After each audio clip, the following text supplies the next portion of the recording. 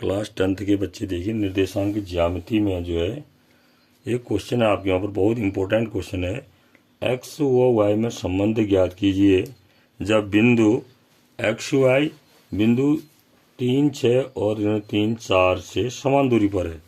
यानी क्वेश्चन ये कहना चाह रहा है कि एक्स और वाई में क्या संबंध होगा। एक्स और वाई में संबंध का मतलब एक्स और वाई के बीच एक समीकरण बनेगा। क्या समीकरण बनेगा, वो समीकरण में निकालना है। शर्त क्या है कि जो एक्स वाई बिंदु है वो 3, 6 और 3, 4 से समान दूरी पर है। तो हमने क्या मान लिया कि माना ये बिंदु ये जो है ए है, इसके निर्देशांक एक्स वाई है, और बिंदु बी है, इसके निर्देशांक 3, 6 है ये वाला, और ये बिंदु सी है, इसके निर्देशांक 3, 4 है। अब जब चित्र बना लिया ना, ये पूरा फिगर बन गया, यहाँ से तो ये समझना बहुत सरल हो गया कि ये क्या कहना चाह रहा है कि इस बिंदु ए की बी और सी से दूरी बराबर है। यानी कि बिंदु एक्स वाई की बिंदु 3, 6 और बिंदु 3, 4 से समान दूरी पर है। ये सरल तब लगा जब हमने चित्र बनाया। पहले आपको सीधे सीधे जब प्रश्न दिया था उसमें तो चित्र नहीं दिया था। उस समय अपने दिमाग में इसको सोचना और समझना बहुत जरूरी है कि ये कहना क्या चाह रहा है। तो ये कहना चाह रहा है कि बिंदु एक्स वाई में संबंध ज्ञात करो। अब संबंध ज्ञात करने का मतलब कन्फ्यूजन होता है कि हमें क्या करना है। तो डेट मीन्स एक्स और वाई में एक रिलेशन, तो संबंध निकालना, वो एक समीकरण बनेगा। तो हमने क्या किया, प्रश्नानुसार बिंदु बी व सी की बिंदु ए से दूरी बराबर है। समान दूरी माने बराबर दूरी है, तो ए बी बराबर ए सी लिखा हमने।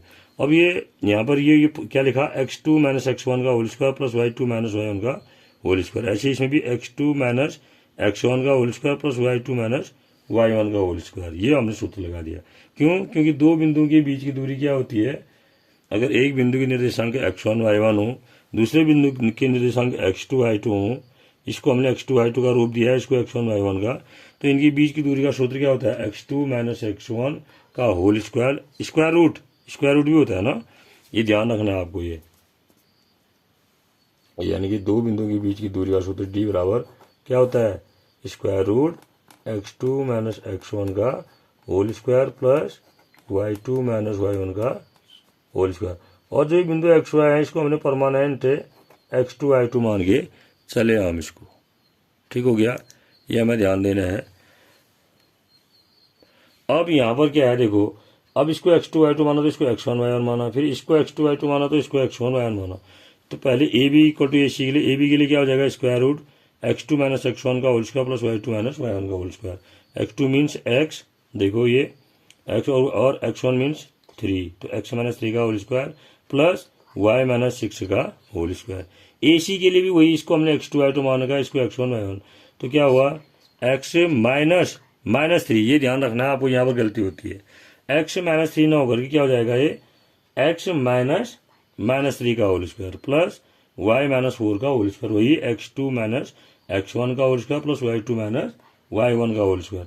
x2 मीन्स x हो गया और x1 मीन्स -3 होगा। ठीक, ऐसे y2 मीन्स y और y1 मीन्स 4। फिर हमने इसको x - 3 का होल स्क्वायर, y - 6 का होल स्क्वायर, ये हो जाएगा x प्लस प्लस 3 हो जाएगा, प्लस 3 होगा, प्लस 3 का होल स्क्वायर प्लस y - 4 का होल स्क्वायर।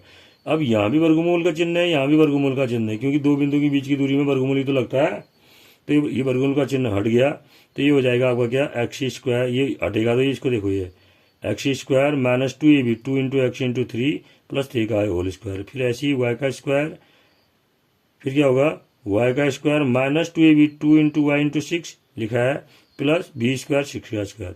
इसको भी ये a प्लस बी से खोलेंगे, x square plus 2 × x × 3 plus 3 का होल स्क्वायर। फिर इसको खोलेंगे plus y square minus 2ab 2 × y × 4 plus b square. ठीक हो गया, इसको सरल किया तो x, अब इतना ध्यान रखना है कि यहाँ एक्स स्क्वायर है और यहाँ भी एक्स स्क्वायर है, कट जाएगा, यहाँ वाई स्क्वायर है, यहाँ भी वाई स्क्वायर है, कट जाएगा। ठीक है, यानी कि एक्स और एक्स स्क्वायर और वाई स्क्वायर आने से रहे।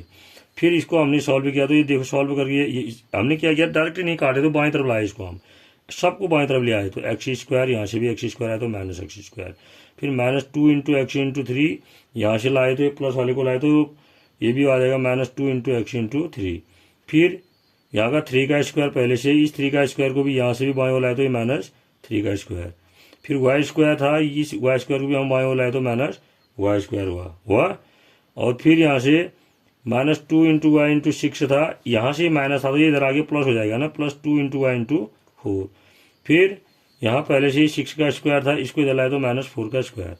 फिर सरल किया, देखो x स्क्वायर से x स्क्वायर कट गया 0, -2×3 6x, फिर 3 का स्क्वायर और ऋण 3 का स्क्वायर ये भी कट गए, y का स्क्वायर ये भी कट गए, ऋण 2 छक्का 12, ऋण 12 y आएगा देखो।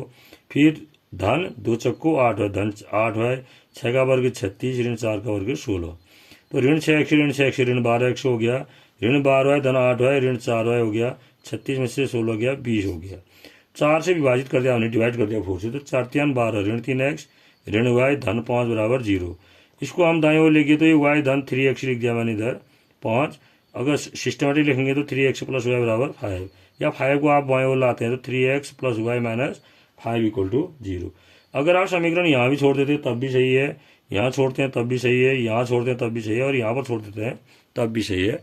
तो इस तरह से इस प्रश्न को हल करते हैं। ठीक।